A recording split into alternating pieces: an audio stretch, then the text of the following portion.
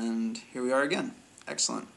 Yeah, well, that's, I think that makes sense that you would admire him. I think the concerts that I've seen him in, yeah, that's true. I mean, he really goes for it.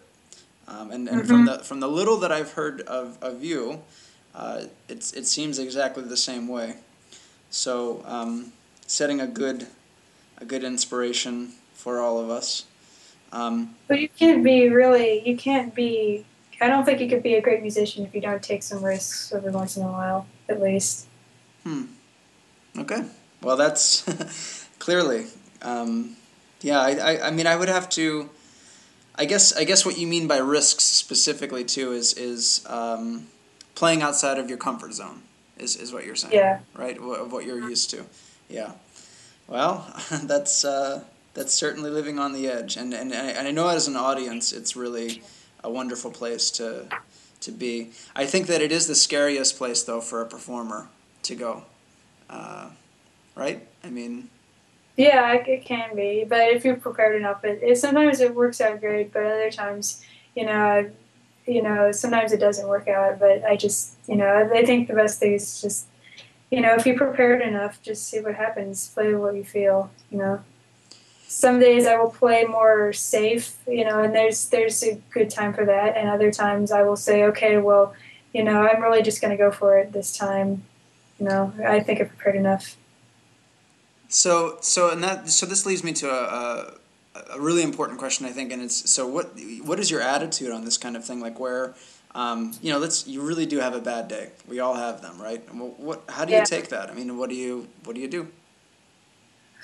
Um, well, when I have a really bad day, I in performance, I don't. I make sure I do play safe. I don't play. I make sure that I play. I usually just play a little bit slower. Um, I'm a bit more careful. If there's a piece that's just really going bad for me, I will change it and I will play something else that I'm more comfortable with. In practice, usually I'll just play with a metronome. If it, I just Sometimes I think, well, I'll just, we all have them. Just work on technique or something like that. Mm. So if you're on stage and you're having, I mean, so you get up, you start to practice, you realize it's one of those days, and then you get on stage. So you end up playing. I think I'm reiterating what you just said, but I guess what I wanted to know was psychologically, how do you deal with it? That's my real question.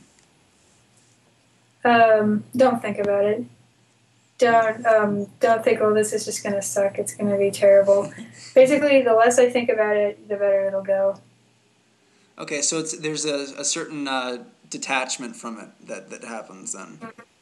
So is it true to say Yeah, then you kind of look at things more broad perspective where you're like, today may be a bad day, I'm going to do my best anyway, but tomorrow may be my best. Like it's just part of being an artist. You accept the goods with the bads. Is that true? yeah. Okay, that's hugely mature. I think that's. Um, I certainly would like to strive for that kind of perspective. Um, let's see. Are there any tricks or tips that you could share with students about interpreting music? Like where should one start, for instance? Like to give you a very personal example, I'm starting to read the Koyunbaba right now, right? Um, Yeah. fun piece, Ignore right? the top staff. Ignore the top staff completely. Okay. Ignore the top step. Okay, I will definitely The, do the one, that. the one in D completely. Don't even look at it. Just Okay. pretend you're just playing it normal in normal tune, even if it sounds different. Just ignore it. And once you get over that hurdle of reading the score it's not so bad. Okay. Anyway, All right. Well, I'll definitely do that. Now, in terms of like, if you could pretend to be the teacher for a moment, if you were going to help me out with the architecture, so to speak, like, what would you say? I mean, you can pick any movement. The one that I'm going to look at immediately would be the one with the figure in it that has it's kind of like a rolling arpeggio in it, kind of a chord that's like, gosh, can I even? I don't what even know. movement is this? I think it's the third movement. It's got like that really Um, huge forte kind of a part in it. with like it's got like this strange little figure in it that Oh,